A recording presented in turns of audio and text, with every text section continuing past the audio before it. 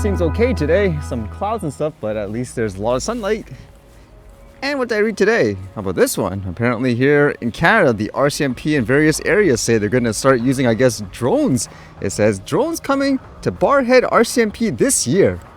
As it says here, drones will be supporting police in the skies in Barrhead before long, according to the local RCMP's detachment commander.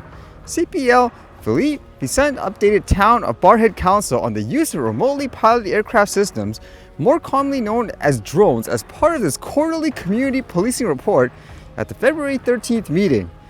Vicent mentioned the drones in a similar presentation to Barrhead County Councilors February 6, but since that presentation he received new information indicating the RCMP may be moving to implement them more quickly, widely than anticipated, after successful testing work in Red Deer County. Police now expect to have drones available for use in every detachment in Alberta this year. That's kind of interesting too, because if you guys remember, here in Canada interviews with the RCMP, they were the ones that crashed the drone into a helicopter and all that. And it says Vicent wasn't sure exactly when they would be out in the field, as operators require extensive training, but said he expects to see them arrive in the spring and hopes to have one operator available for each shift. Drones have been used increasingly by many police forces across the United States in recent years to help track suspects fleeing into wooded areas or to help coordinate officers in situations like evacuations. That's the one part I'm wondering about, extensive training. Obviously, based on the past anyways, the training didn't work too well, huh? The risk assessment went way down since Vicent. The RCMP are still deciding which type of drone to use, with an Edmonton area company, Pegasus Imagery, one of the ones under consideration. So would you think this is a good idea, and would you trust the RCMP to use a drone just based on history with tangible proof and all that? I know many times, like in these cases, even I would say it's just an incident, for example, but with how much fear mongering a lot of officials do, for example, with a recreational flyer, in my opinion, fair is fair. You shouldn't let that go, in my opinion, when officials use it in a dangerous way and having a track record of doing so.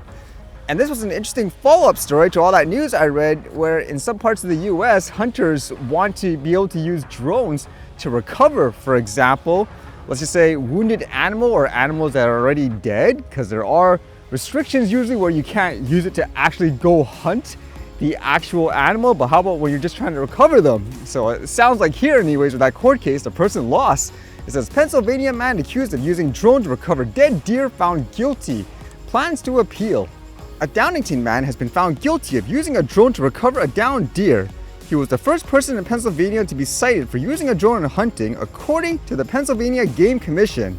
Joshua Wingenruth's lawyer, Michael Siddons, says they plan to appeal the ruling as they believe the rules are inconsistent and the laws unclear, saying, quote, "It would appear that from top down the PGC doesn't have a uniform position on the difference between hunting and recovery of game animals," Siddons said in a statement.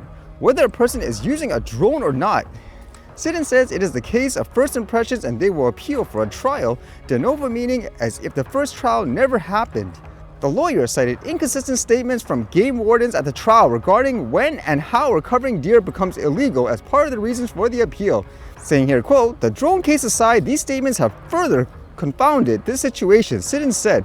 Having such an inconsistent and ambiguous position with respect to the enforcement of the Game and Wildlife Code should give every hunter in the Commonwealth concern.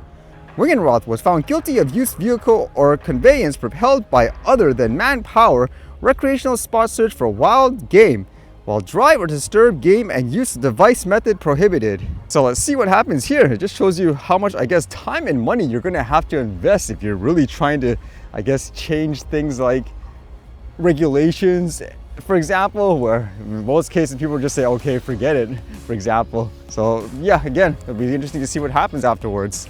And apparently this piece of news was going around a lot, where apparently, as you know, various companies like Google, for example, they've been releasing their own AI platforms where you can use a bot to generate answers, ask it questions, or in recent cases, people are trying to push these AI to be able to generate things like pictures and video. So you could literally type in, for example, show me a picture of a tree or something like that, and it'll draw you like a picture of a tree.